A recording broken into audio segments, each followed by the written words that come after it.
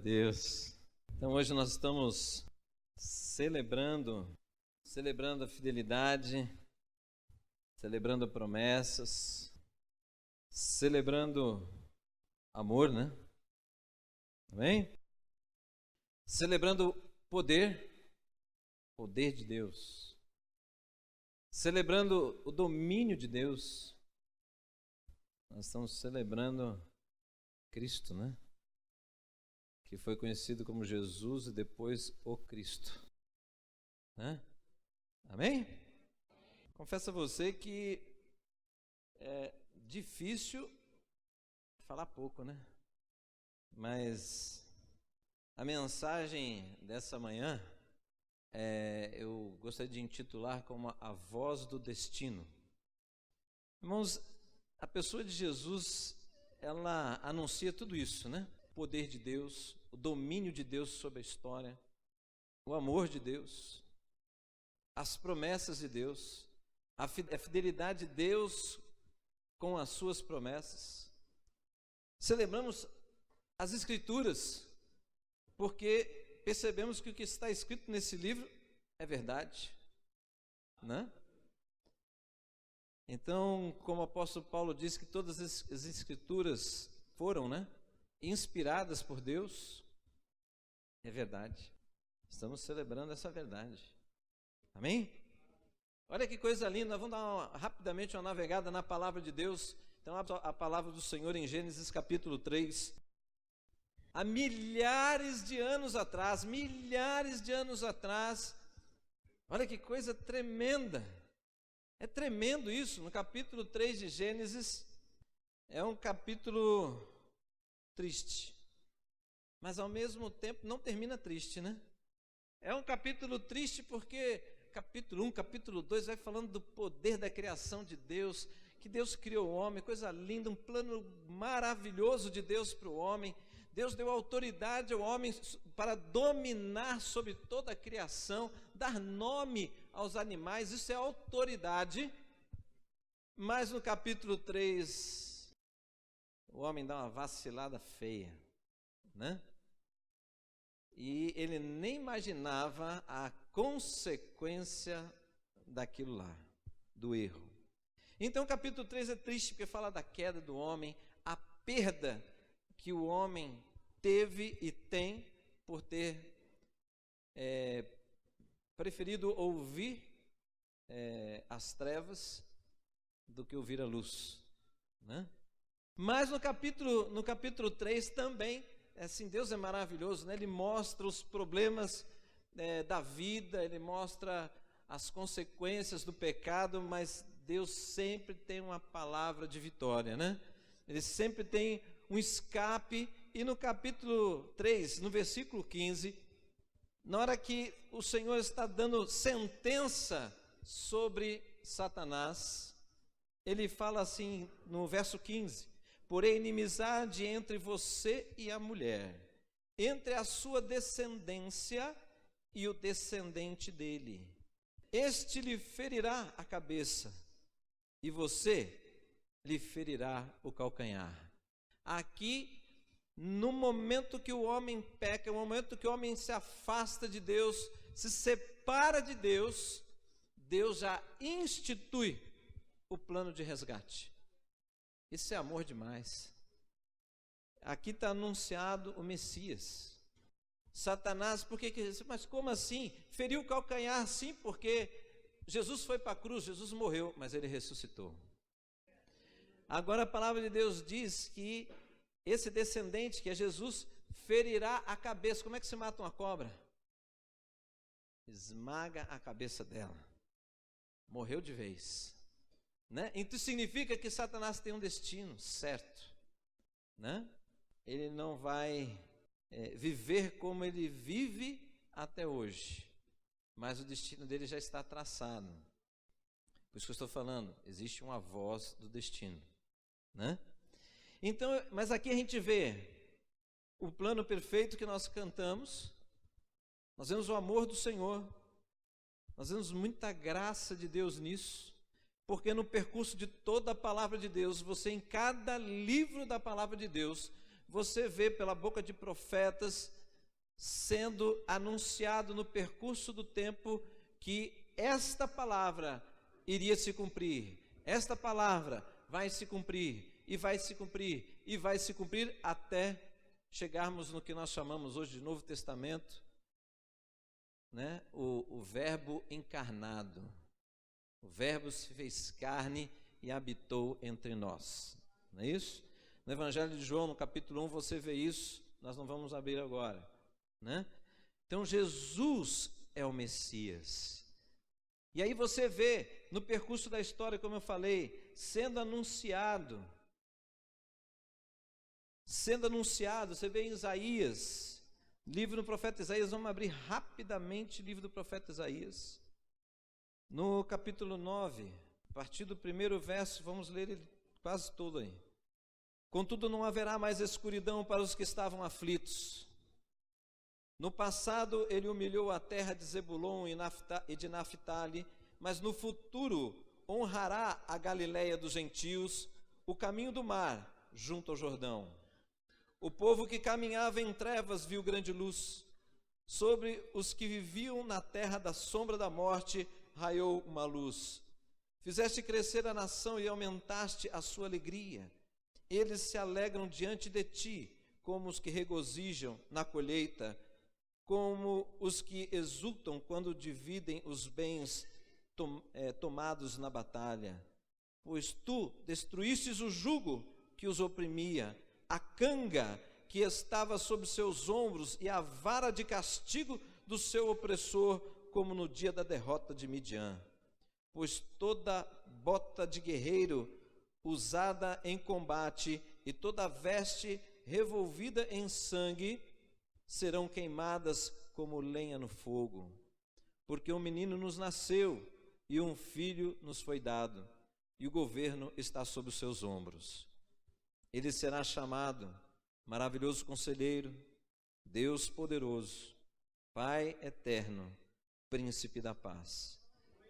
Ele estenderá o seu domínio e haverá paz sem fim sobre o trono de Davi e sobre o seu reino, estendido e mantido com justiça e retidão, desde agora e para sempre. Aí vem uma palavra forte e maravilhosa. O zelo do Senhor dos Exércitos fará isso. Aleluia! Então isso aqui é... Aí você fica assim, puxa vida, mas essa palavra é uma palavra antiga, é uma promessa dita pelo profeta Isaías, mas ela se cumpriu, né? 700 anos depois, essa palavra se cumpre. Jesus, esse menino nasceu. Amém? Maravilha. Então, eu gostaria agora que você fosse para Isaías 61. Mais uma vez é o profeta Isaías falando. Nesse momento é interessante, o profeta Isaías, ele é usado para falar como se uma outra pessoa estivesse falando, que não era Deus, a pessoa do Deus Pai, mas parece que era uma outra pessoa. Olha como ele fala: o Espírito do Soberano, o Senhor, está sobre mim. Ele não está dizendo dele mesmo, sobre mim não é sobre Isaías, é outra pessoa. O Espírito do Soberano, o Senhor, está sobre mim, porque o Senhor ungiu-me, separou, me capacitou, né? Ungiu-me para levar boas notícias aos pobres. Enviou-me para cuidar dos que estão com o coração quebrantado, anunciar liberdade aos cativos e libertação das trevas aos prisioneiros, ou aos cegos, né? Em algumas versões, né? Para proclamar o ano da bondade do Senhor e o dia da vingança do nosso Deus, para consolar todos os que andam tristes e dar a todos os que choram em Sião uma bela coroa em vez de cinzas, o óleo da alegria em vez de pranto, e um manto de louvor em vez de espírito deprimido. eles serão chamados carvalhos de justiça, plantio do Senhor, para a manifestação da sua glória. Eu vou parar aqui um pouquinho, depois nós continuamos. Então, a voz do destino. Irmãos, a vinda do Senhor Jesus, que hoje nós estamos comemorando o nascimento de Jesus, é mais do que o nascimento de um menino, é o cumprimento de uma promessa de Deus, é o cumprimento daquele que é anunciado em todos os livros do Velho Testamento. Pastor, mas por que Deus fez assim? Para que de tempos em tempos, geração em geração, não se perdesse a esperança de que o Messias viria, que o libertador viria, né? E essa palavra, ela anuncia o nosso destino, irmãos. Na verdade, essa palavra anuncia que eu e você que entendeu a mensagem da cruz, você que entregou a sua vida, rendeu sua vida, disponibilizou a sua vida para Deus governá-la através da sua palavra e da obra do Espírito Santo, você já tem um destino certo. Essas palavras que eu li hoje anunciam o nosso destino. Mas ontem, e quinta-feira eu falei aqui, ontem eu falei em Divisa Nova, uma coisa que nós precisamos trabalhar profundamente na nossa vida. Essa palavra, ela fala de libertação, não é isso? Ela fala de mudança de vida. E se você ler o capítulo 61, você vai entender que é uma nova vida em todos os sentidos da sua vida. Todo ele, abrange toda a sua vida.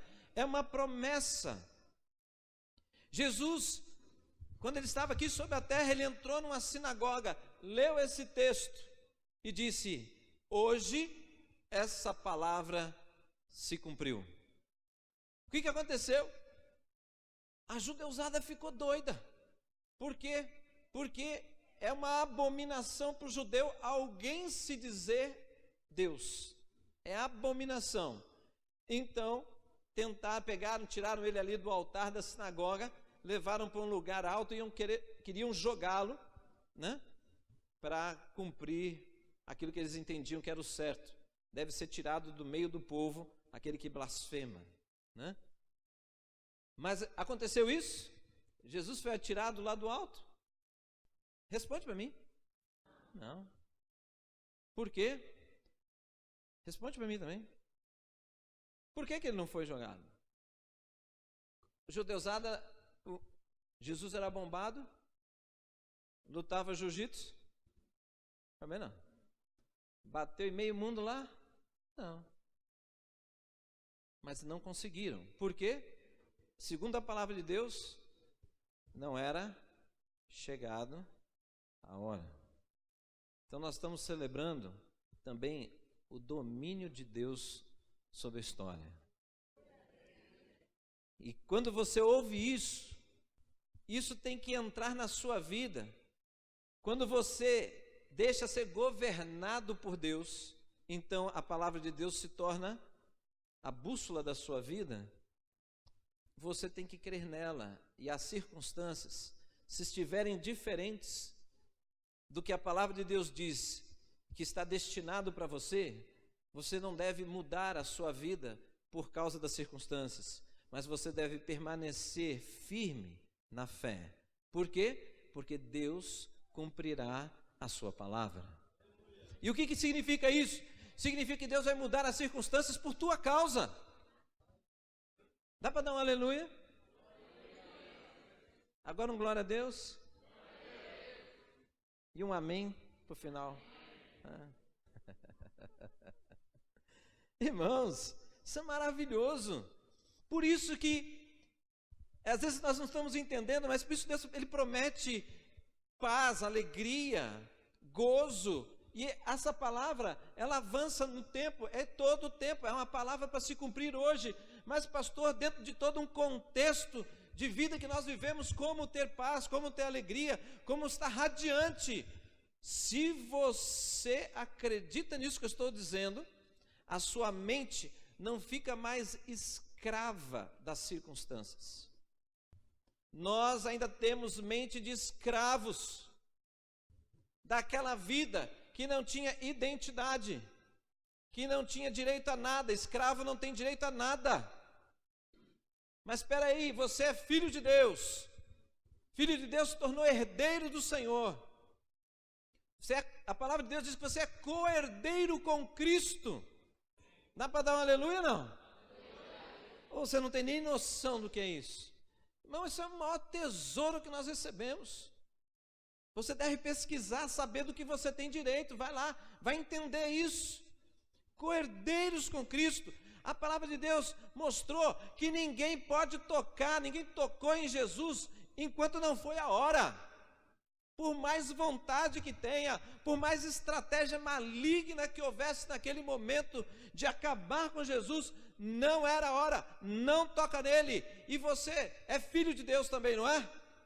Então ninguém toca em você se não for a hora. Ninguém te tira do lugar onde você está se não for a hora. Você tem que confiar nisso. Porque se você confiar nessas verdades, você descansa. Está tudo agitado em volta, mas você fica em paz. Por quê? Porque eu não confio mais em circunstâncias. Eu confio no meu Deus. Vamos continuar aqui. Assim, eles serão chamados carvalhos de justiça, plantio do Senhor. Está falando de quem? De nós, queridos. Carvalho de justiça é um símbolo. O Senhor, olha que coisa linda, Ele não prometeu tirar você de uma vida de escravidão e te colocar numa vida de escravidão. É estranho, né, pastor? Porque a palavra de Deus diz que nós temos que ser servos do Senhor. Então, para ser servo é escravo. Só que Deus diz que quem é escravo de Deus é livre. Olha que coisa doida. Negócio confuso, né? Ser escravo de Deus é ser livre. Por quê? Porque eu e você, não por si só, por nós mesmos, nós não sabemos andar no caminho do Senhor. Nós precisamos de um bom pastor que vai nos conduzir. E para que isso venha acontecer de verdade, eu preciso me submeter à voz do bom pastor.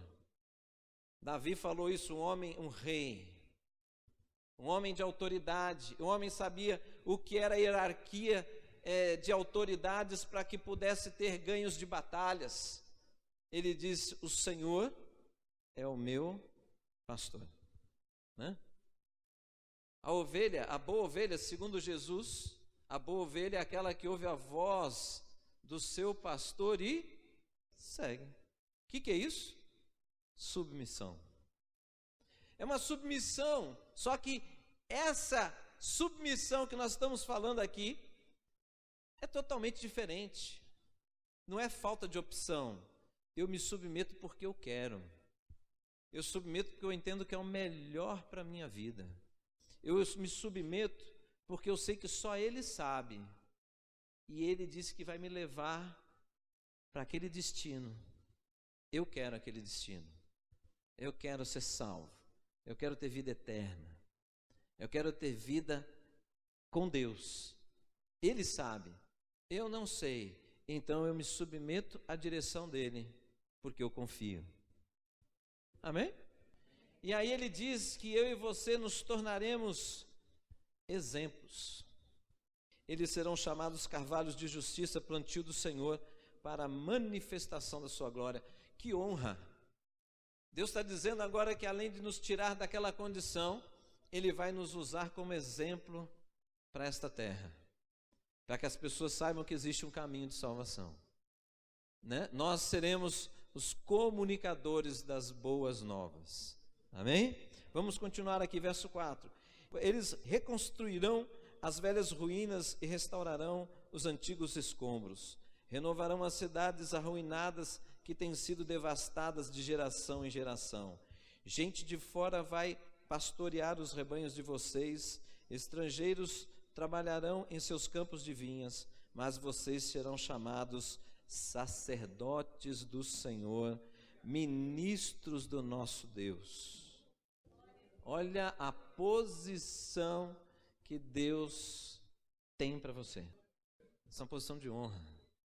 Você ser o comunicador dos mistérios de Deus que são revelados para aqueles que o buscam, né?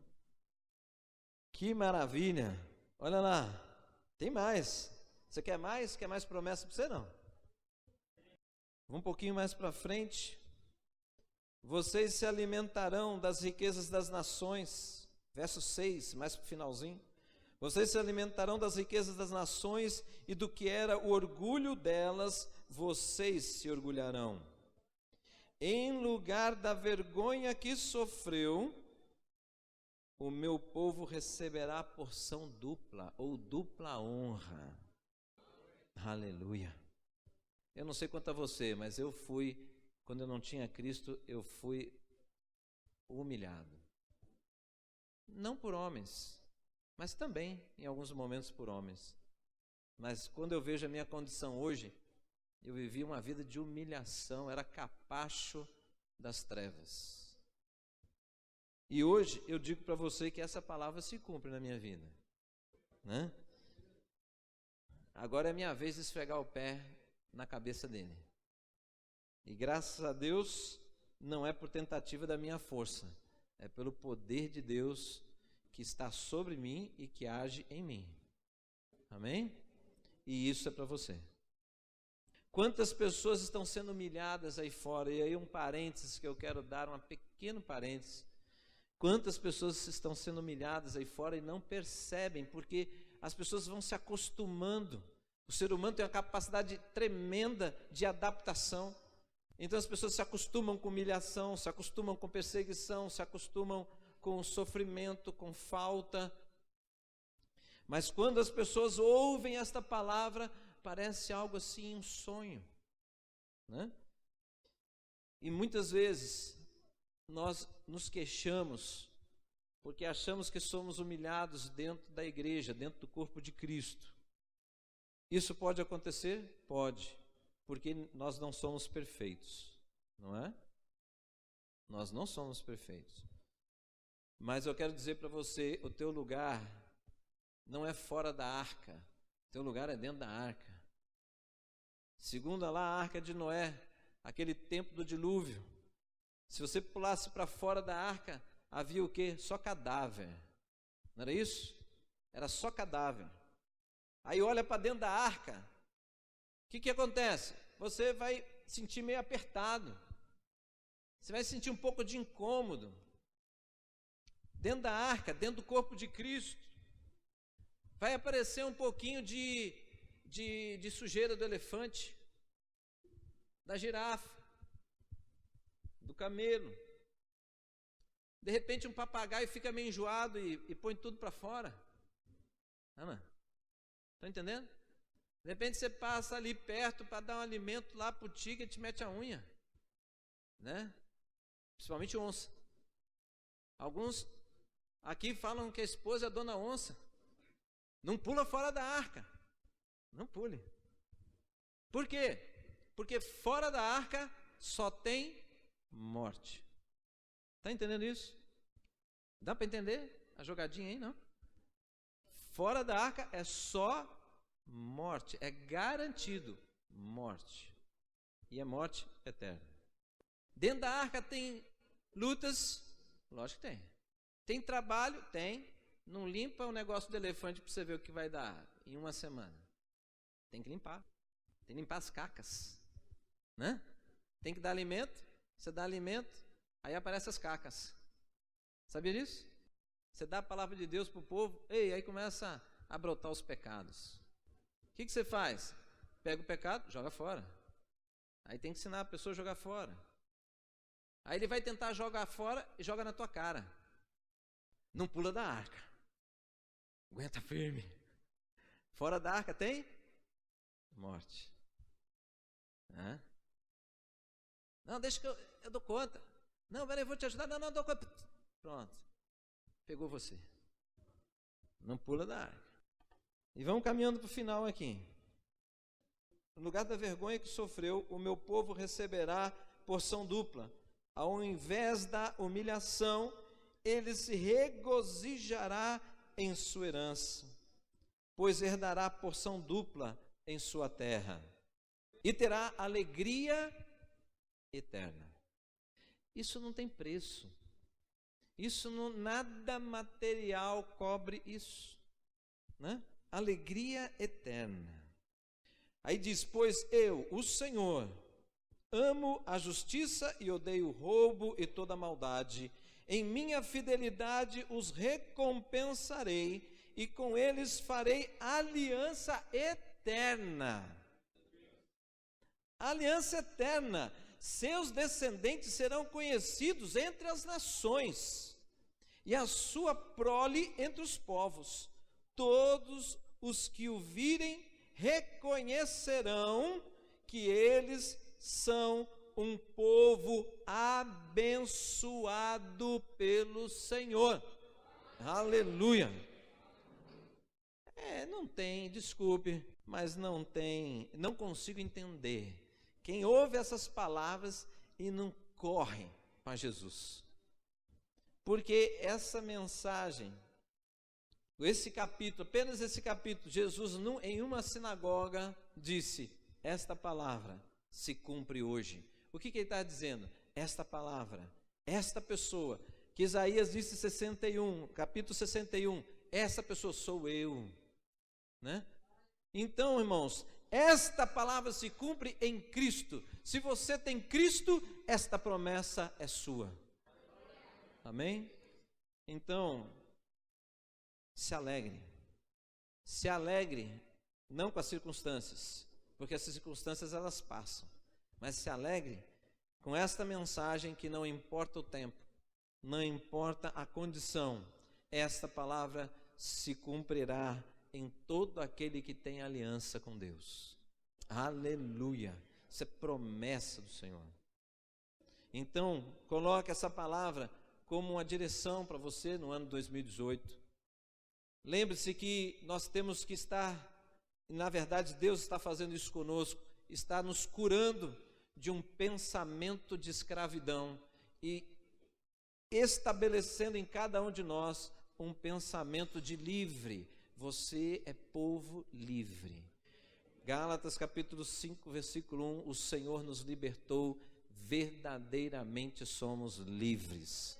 Amém? Uma salva de palmas para o Senhor. Aleluia. Glória a Deus. Aleluia. Amém. Irmãos, vamos ficar de pé. Vamos orar, agradecer o Senhor. Peça para o Senhor, para que esse ano 2018 você possa ser esse carvalho de justiça, né? Você possa ser um exemplo onde Deus tem te colocado de expressão de amor, de fidelidade, de palavra de poder. A palavra de poder não é porque aquilo que você fala, mas é quando você pega esta palavra e anuncia, esta palavra tem poder, né?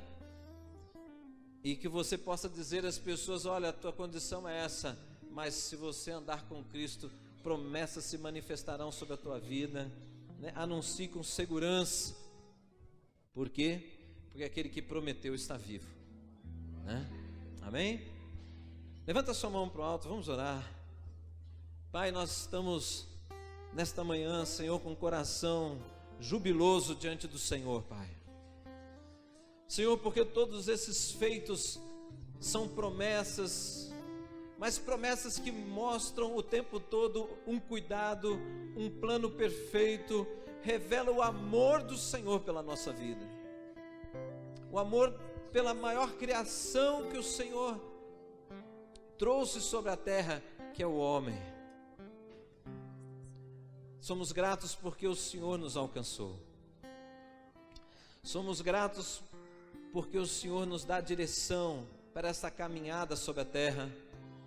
E nessa caminhada estamos sendo curados, estamos sendo transformados, estamos sendo preparados para o dia da tua volta, Senhor. Aleluia. Porque o Senhor voltará para buscar a tua igreja, Senhor. Nós te louvamos. Nós viveremos eternamente contigo, essa é a tua promessa. E, Senhor, nós esperamos com paciência e com alegria, porque nós vemos que o Senhor é fiel às tuas promessas. Louvado seja o Senhor. Obrigado, Senhor, por o Senhor ser fiel. Obrigado porque essa fidelidade não depende de nós, porque nós falhamos contigo, mas o Senhor permanece fiel. Esta fidelidade tem constrangido o nosso coração. Esse amor e fidelidade tem quebrantado o nosso coração, tem nos feito repensar e declarar que vale a pena o Senhor estar no governo da nossa vida.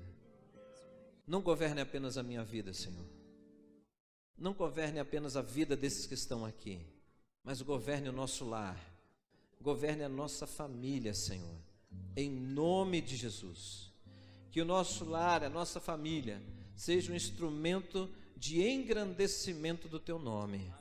Que assim seja, Senhor, em nome de Jesus. Amém?